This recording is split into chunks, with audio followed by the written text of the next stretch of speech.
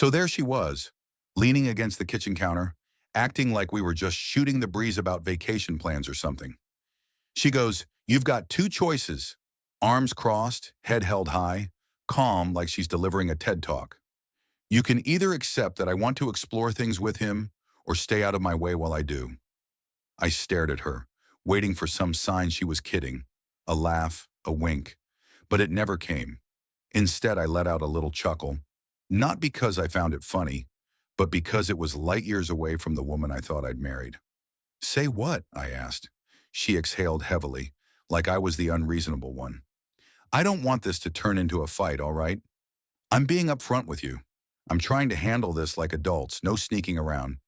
I'm giving you a chance to change with me." That's when it hit me. She had probably rehearsed this whole talk in front of a mirror, maybe even got some coaching. That change with me bit, it was too smooth, too perfectly placed. I watched her hands move gracefully as she spoke, her voice as calm as if she were soothing a child to sleep. "People our age are rethinking marriage," she went on. "Monogamy doesn't always come naturally. You get that, right?" I just sat there leaning back in my chair, soaking it in. I've been talking to people, reading books, listening to podcasts. It's helped me see what I'm looking for isn't weird. It's not betrayal. It's about evolution. There it was again. That word, evolution, spun so slick it practically lost its meaning. I kept quiet, not because I couldn't think of anything to say, but because I knew I wouldn't stay calm if I started talking. "This isn't just physical," she insisted, her voice even softer. "He and I, we connect on a mental level, an emotional level. He understands me in ways that well, it's not an insult, but I've grown. I don't want to force myself back into what we used to be." She hadn't spoken his name yet, but I knew exactly who it was. Her boss, Janil. 42, runs some minimalist urban tech company with brick walls and beer taps in the office. The kind of guy who rocks eco-friendly shoes, drinks mushroom coffee, and greets everyone with brother.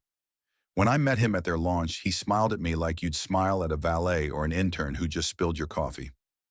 "He makes me feel alive," she whispered. That was when I knew this wasn't some fleeting whim. It was a well-crafted fantasy, a polished script she'd likely been fine-tuning for weeks, every word chosen to paint her as the trailblazer and me as the stone stuck in the past. But I didn't argue, didn't yell, didn't throw a fit like in some dramatic movie scene. I just got up, strolled out of the kitchen, walked down the hall, and shut myself in the bathroom. Staring into the mirror, I didn't see anger or hurt, just focus. Something flipped in me right then, like a switch. I wasn't about to give her the reaction she wanted. I wasn't going to let her claim the moral high ground. She thought this was a negotiation, but she didn't realize I'd already made up my mind. That night, she slipped into bed like nothing happened, as if we just discussed picking a cable package or rearranging furniture. She even reached for my hand like it was habit. I let her. I needed her to think she was still in control, that she'd caught me in the usual husband trap, too passive, too stunned to act, too comfortable to walk away. But she had it all wrong. Everything was all wrong. In the days that followed, she treated me as if I were a project she could rewire. She flooded me with articles, podcast episodes, stories about successful open marriages. She'd say things like, "If you love me, you'll grow with me.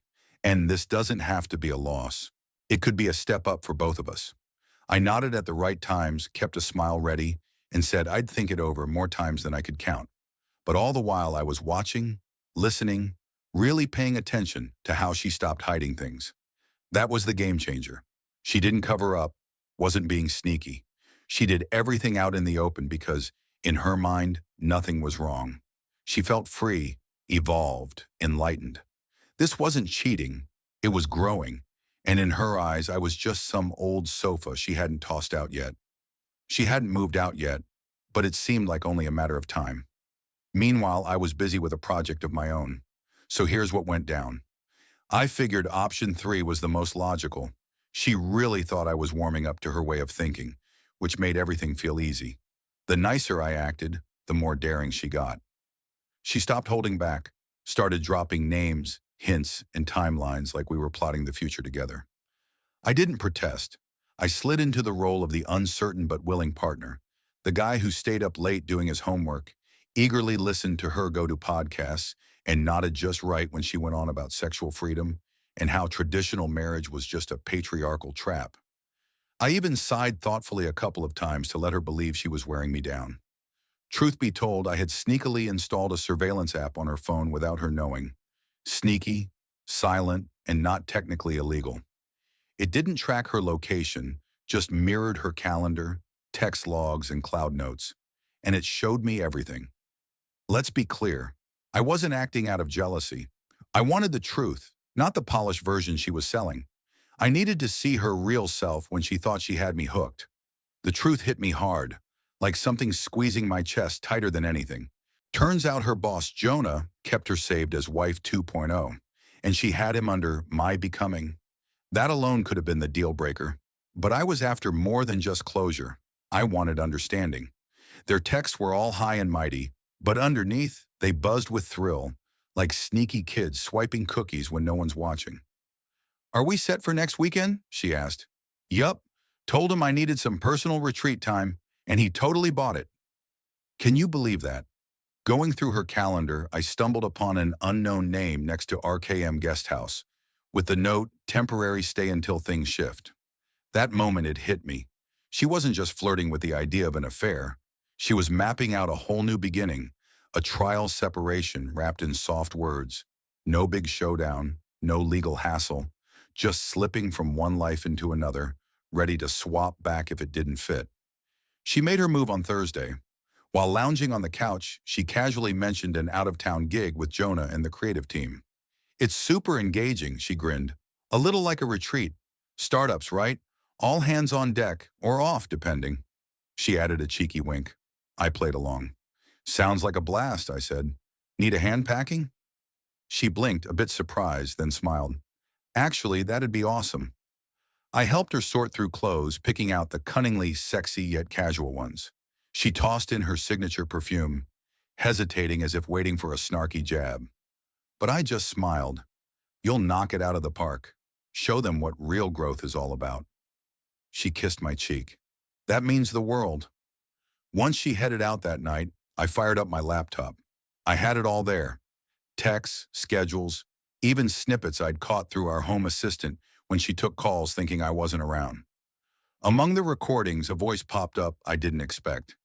Jamie, her best friend. At first, I thought Jamie was just a sidekick in all this, helping her keep things smooth. But the laughs, the way they spoke, the truth was undeniable. "He's totally buying it?" Jamie asked. "Completely," my wife replied. "I feel so alive, like I'm truly living for me." "You are, completely. Jonah's all in," Jamie added. "Oh, I know. And you should, right?" Listening to that blew me away. Jamie was tangled up with Jonah, too. He'd built this weird little web of deceit where loyalty was a joke and intimacy became a group project. This wasn't a simple betrayal. It was a whole operation. I didn't lose my nerve. I didn't explode, cry, or drown myself in sorrow. Instead, I calmly backed up everything, put it all in order, and then shot a courteous, brief message to the one person who mattered in this mess, Jonah's wife. No files attached, not yet. I introduced myself and subtly hinted at a few. So there I was, staring at my computer screen, eyeballing those conflicting dates, and decided I had to email her about it. I wanted her to see something sort of important. Once I hit send, I closed my laptop and headed to bed. That night I slept like a rock, felt like I finally had some leverage. Come Friday, I noticed her part of our closet looked off. It wasn't empty, just seemed like she had picked out some important stuff and left the rest behind. Kinda like when people tidy their desks on the last day of work, unsure if they're coming back. Before she took off, she left a post-it on the bathroom mirror saying, "Away for a few days, don't stay up, don't stress. I love you, just differently now." There it was again, carefully crafted words to avoid any real blame. In her mind, everything seemed justified. She didn't call it cheating. To her, it was freedom.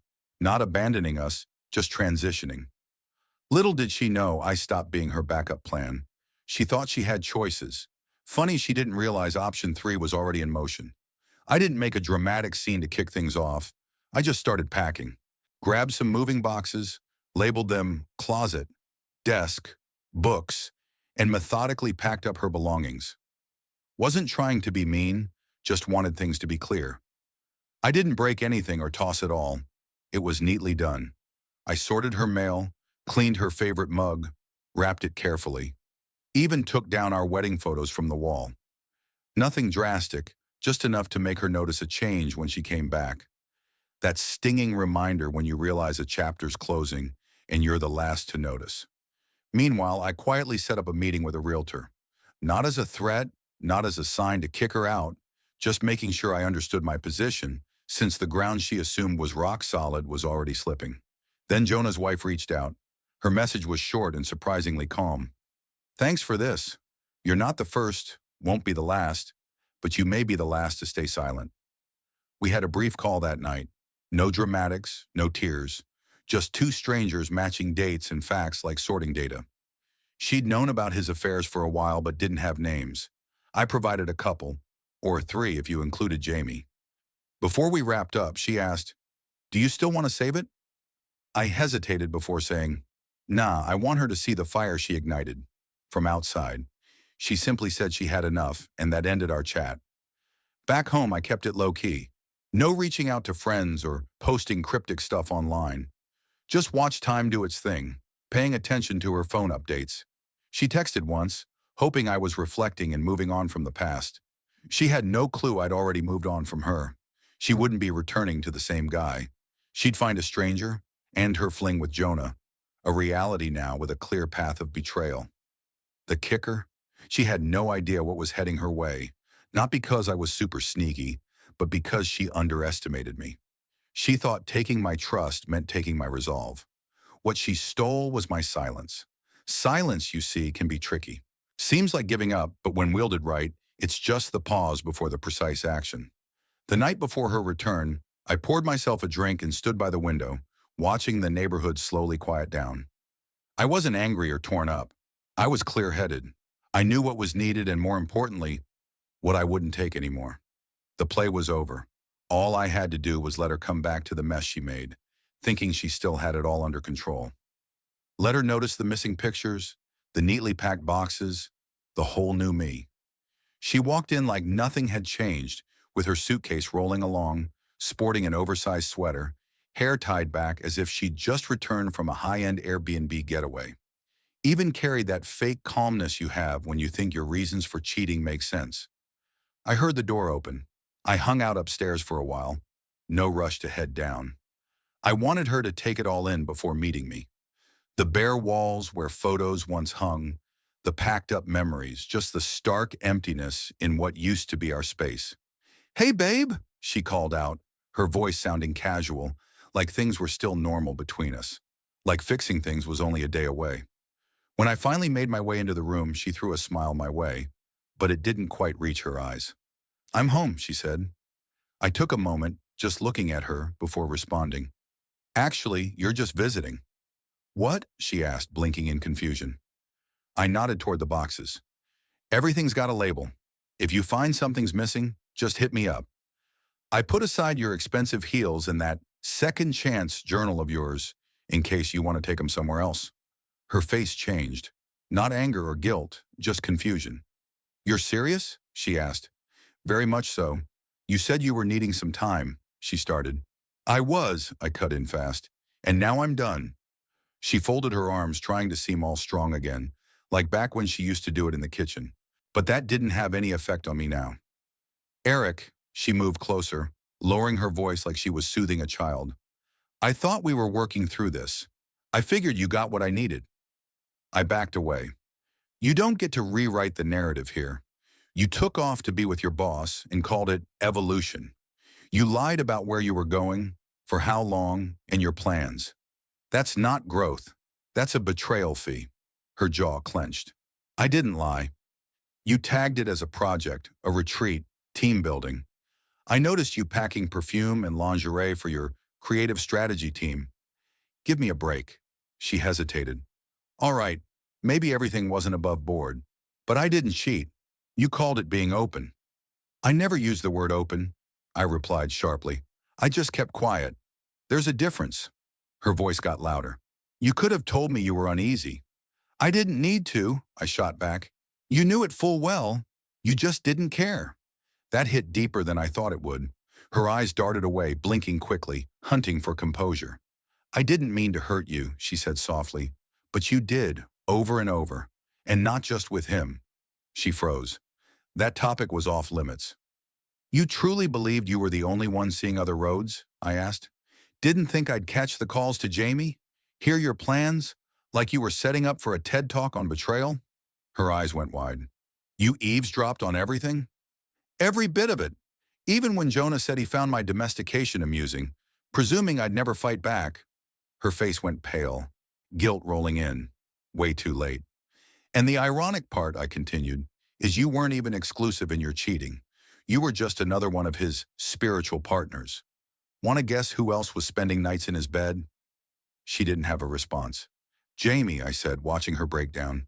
She stepped back, stunned. No, she wouldn't. She fed you whatever kept you beneficial. You got played, just as you aimed to play me. Thought you were crafting a smart community, but what you were actually building was a refuge for folks who never cared about you. She slumped down, unable to keep standing, her hands trembling. Eric, You don't get a say, I interjected. You made your bed. Now go take your boxes and your silence with you. She dabbed at her eyes. Can we revisit this tomorrow? Please, not in this way. I reckon Jonah's wife has already begun that discussion, I mentioned. Her head snapped up. What? She knows everything, I said flatly. You might not be the first, but you could very well be the last to shock her. Her lip quivered. You ratted me out? No, I corrected. I showed her. For the first time she was speechless, just an empty gaze and silence.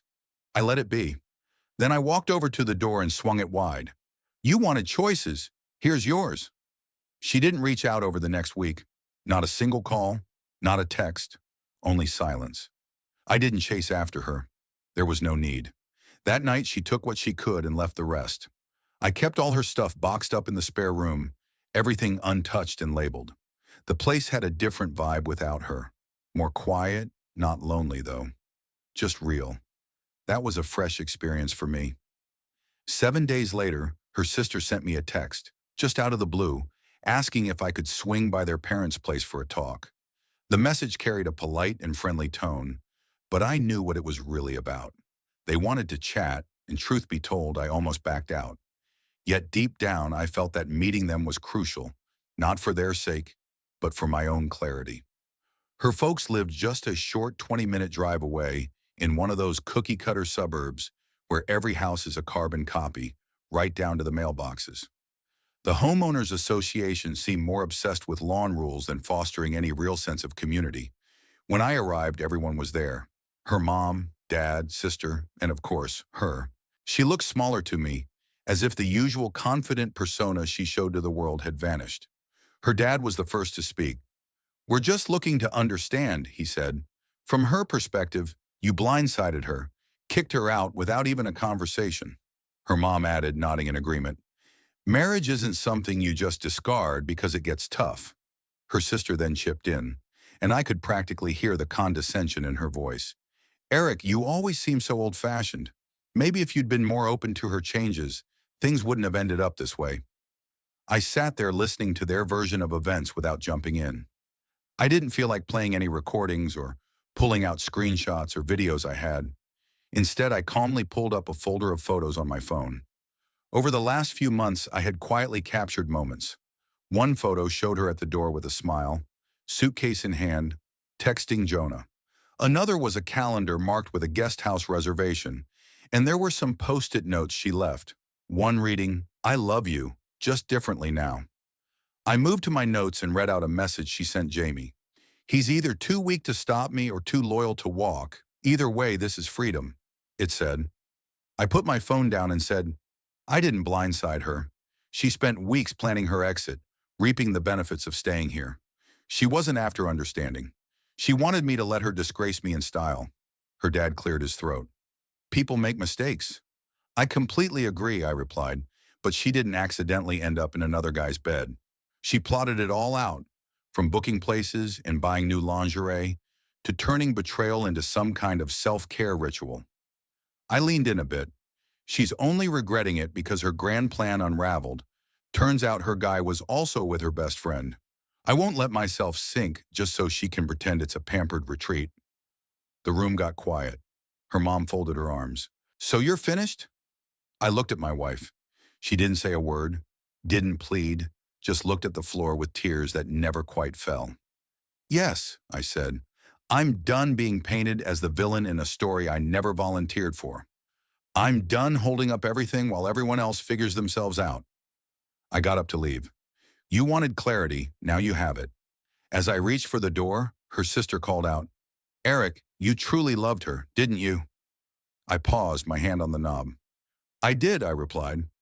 But she made me choose between sharing her or watching her with someone else. I briefly turned back and said, so I chose a third option. I asked her to start packing before I shattered his little world. And with that, I walked out, not just from the room, but from the entire story that I never asked to be a part of.